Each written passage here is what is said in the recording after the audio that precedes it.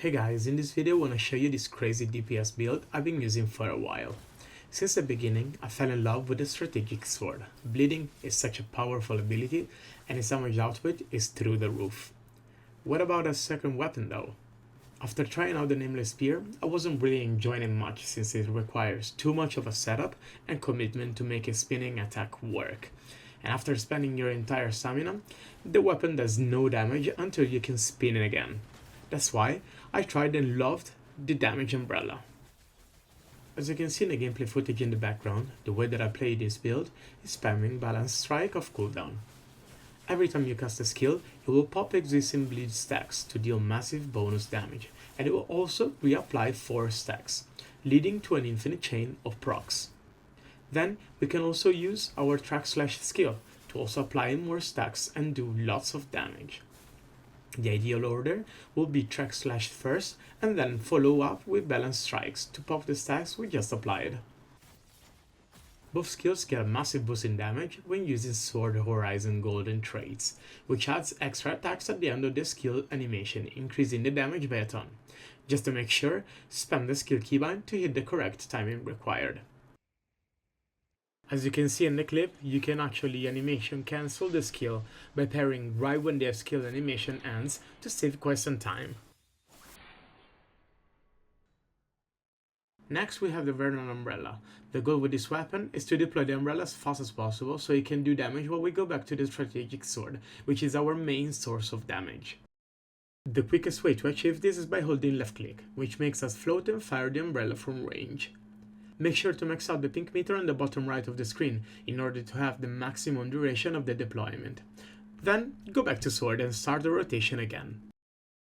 Our last component of our gameplay loop is Guardian Palm, another source of huge damage that also lets us recover some endurance during the whole casting animation.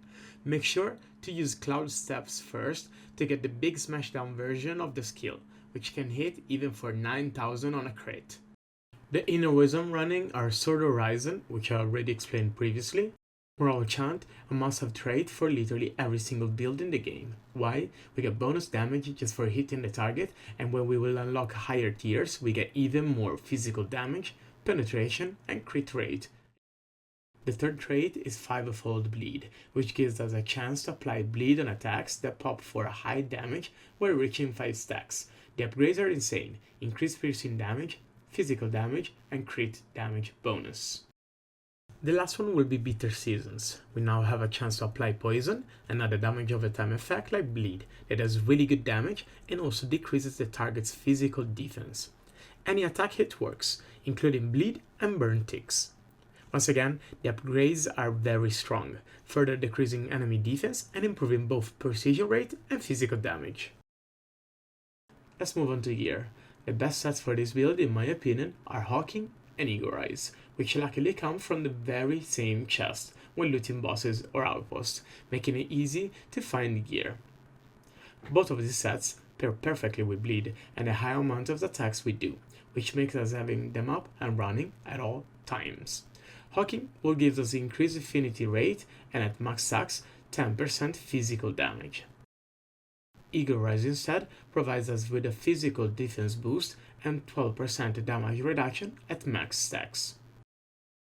The stats we want on our gear are increased belt strike attack, max physical attack, precision or affinity rate, and physical or belt strike penetration. Finally, pray for a related tune perk like strategic sword special skill damage boost, which is basically a 1 in 6 chance to hit it when turning a gear piece. Thank you for watching the video. Please subscribe and comment down below your thoughts on the build and how much damage you can do in those new 10-man raids. I'll see you in the next one. See ya!